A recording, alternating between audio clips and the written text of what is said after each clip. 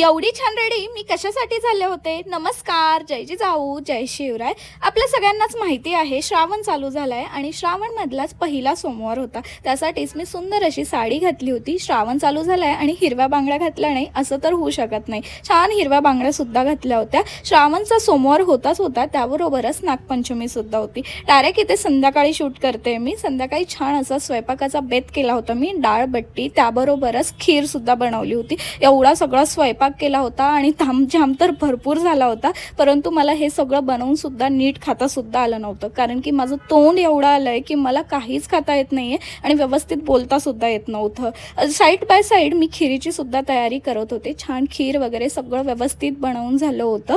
आणि हो, व्हिडिओ आवडला असेल तर लाईक, शेअर, सबस्क्राईब करायला विसरू नका. आणि इंस्टाग्रामवरती बघत असेल तर लवकर जाऊन फॉलो करा. छान असा स्वयंपाक वगैरे केला, त्यानंतर बाकीचं सगळं काही आवरून घेतलं.